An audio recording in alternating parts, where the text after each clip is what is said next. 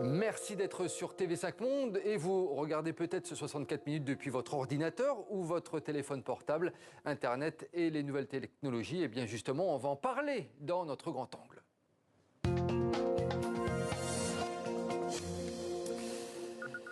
Parce qu'on va prendre la direction du salon Vivatech qui se tient jusque ce soir à Paris. Vivatech, vous le savez, c'est le grand rendez-vous annuel consacré aux innovations technologiques et aux startups. Un événement qui a accueilli un très grand nombre de nouveaux talents venus du continent africain. C'est le cas de nos deux invités en direct justement du salon Vivatech. Bonsoir Laura Novak-Pegli, vous êtes fondatrice de l'application mobile Artibi et à vos côtés Mohamed Ali Midani, fondateur de Digital Culture Experience. Merci à tous les deux d'être en direct. Donc sur TV5 Monde, je me tourne en premier vers vous. Laura, j'ai une toute première question à la chef d'entreprise que vous êtes. Quel a été votre ressenti par rapport à ce salon Vivatech et tous les entrepreneurs africains, notamment, que vous y avez rencontrés? Alors, mon premier ressenti quand on arrive, pour ne pas vous mentir, c'est waouh! Parce qu'on a vraiment réuni déjà au sein de notre pavillon qui est celui de la francophonie et de l'Organisation internationale de la francophonie, on a réuni toute une locomotive de technologie et d'innovation. Mais alors quand on rentre véritablement à Porte de Versailles dans ce temple de la technologie, sincèrement, la première chose, c'est une impression grandiose que tout est possible. Et puis les heures passant, les jours passant, finalement, ce que j'ai retenu, ce qui m'a le plus marqué, c'est qu'on a des forces quelque part qui sont complémentaires. On a tendance à croire souvent sur le continent qu'on est en retard. Eh bien, ce dont je me suis rendu compte durant ce salon, c'est que non, l'Afrique n'est pas en retard, bien au contraire. On a des stratégies performantes, on a une créativité qui est compétitive sur le terrain de la tech internationale. Et je le sais, parce que c'est ma conviction, mais j'ai été ravie de m'en rendre compte, accompagnée d'entrepreneurs de haut calibre aussi, et qui viennent du monde entier. Mohamed Ali Midani, je vais vous poser un petit peu la même question. Cette venue au salon Vivatech pour un entrepreneur comme vous, quel était l'objectif tout particulièrement et qu'est-ce que vous allez ramener dans votre pays puisque vous êtes originaire de Tunisie, qu'est-ce que vous allez ramener en Tunisie de ce salon ?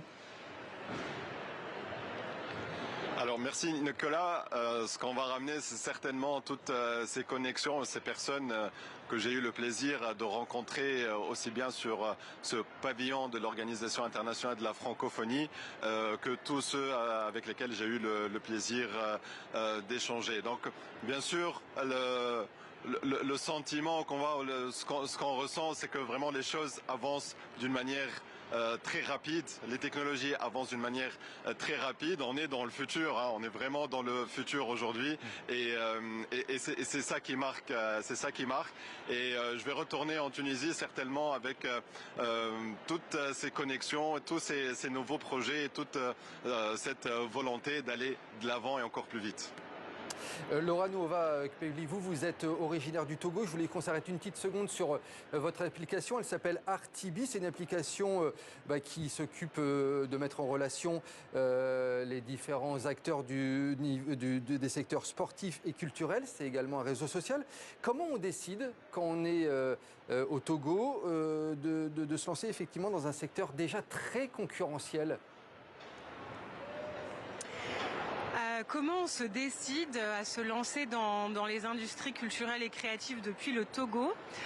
Je dirais en premier lieu en regardant autour de soi, parce qu'en vérité il y a énormément de talents, de créatifs, de sportifs, de personnes porteurs de connaissances, porteuses de connaissances, pardon. Et ces personnes-là, en général, bon, sans être forcément diplômées, elles sont vraiment expertes de leur domaine.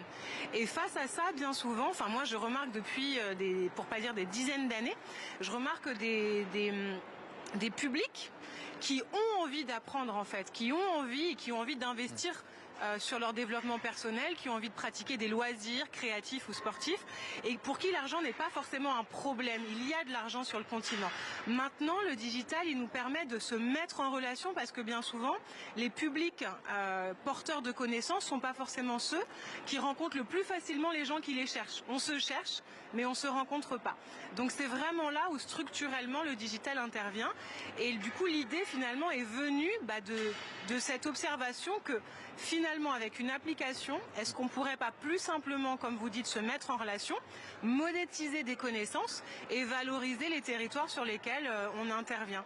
C'est des schémas, c'est des systèmes de production, de consommation différents, évidemment adaptés à l'Afrique et qui sont nés, je pense, justement du contexte africain, togolais en l'occurrence. Justement, Laura Novok-Pegli, en quelques mots, rapidement, quels sont les besoins que vous voyez sur le terrain en Afrique par rapport aux nouvelles technologies et notamment à ces applications ? Alors je dirais que le premier besoin, c'est celui de la réglementation, de la régulation, que nous, en tant qu'acteurs du secteur privé, en tant que start-up, on soit vraiment accompagnés. On a du pouvoir, on a la stratégie, on a les cerveaux, on sait ce qu'on veut, on a une vision. Maintenant, on ne pourra pas faire sans les gouvernements parce qu'en fait, comme partout, ils sont force, ils sont ils représentent la souveraineté, ils représentent l'économie numérique inclusive, ils représentent la cybersécurité, donc on doit maintenant avancer main dans la main. Donc régulation, réglementation et je dirais finalement formation pour cultiver aussi les prochaines générations pour qu'elles prennent la relève des inventions qu'on crée aujourd'hui pour demain. Mohamed Ali Midani, vous êtes d'accord avec Laura, il va falloir quand même avoir le soutien des gouvernements et mettre en place tous ces chantiers qu'elle nous a annoncés également dans votre pays, la Tunisie? Oui, il y a beaucoup de chantiers auxquels il va falloir s'attaquer rapidement. En Tunisie aussi, donc on a lancé pas mal d'initiatives. D'ailleurs, la Tunisie est bien représentée à Vivatech, avec toutes ces startups. D'ailleurs, certaines ont même gagné des prix ici aujourd'hui. Donc, grâce à différentes initiatives qu'on a eues en Tunisie, comme le Startup Act, par exemple, cette loi qui est en train de faire émerger tout un écosystème et tout un bataillon de start-up et de start-upers. Et c'est là qu'il faut investir. Il faut enlever toutes ces barrières. On a beaucoup de barrières juridiques et c'est là tout le défi que nous avons aujourd'hui en Tunisie. Mohamed Ali Midani, des barrières juridiques, vous venez de le dire. Mais comment ça se passe au niveau des levées de fonds, au niveau du financier sur l'ensemble du continent africain? Est-ce que c'est difficile?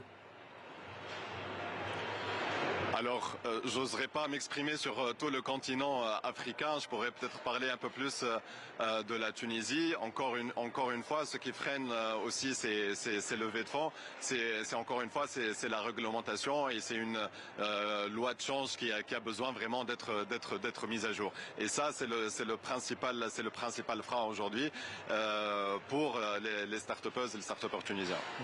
Laura Novok-Pegli, je suis obligé de vous poser la question, puisque il y a eu un nombre record de candidatures de start-up africaines cette année à Vivatech, 380. Mais selon les retours que l'on a, il y a une minorité de femmes qui sont venues se présenter à Vivatech. Est-ce que ça reste difficile, selon vous, d'être une femme dans le secteur des nouvelles technologies ? Oui, ça peut être difficile sous certains aspects parce qu'évidemment, comme vous le dites tout simplement, on est moins représenté. Mais j'ai envie de dire, ce n'est pas une raison, dans le sens où il y a des difficultés partout en fait aujourd'hui dans la tech, comme il y a des difficultés partout dans d'autres domaines d'action primordiales et comme le disait mon collègue.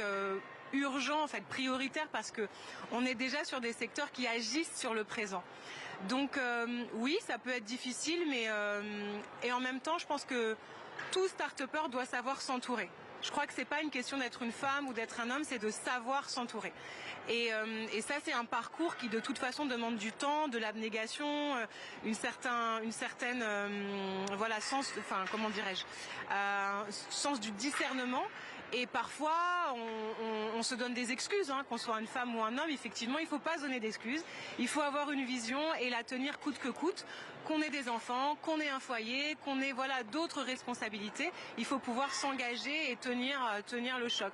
Et ça, je crois qu'on est bien placé aussi en tant que femme pour savoir le faire. Donc, il ne faut pas se donner d'excuses, créer sa place. Et j'encourage toute femme, quoi qu'il arrive, à le faire si elle en a l'intuition. Mohamed Ali Midani, je voulais vous laisser le mot de la fin parce que je voulais qu'on revienne un petit peu sur ce que vous proposez.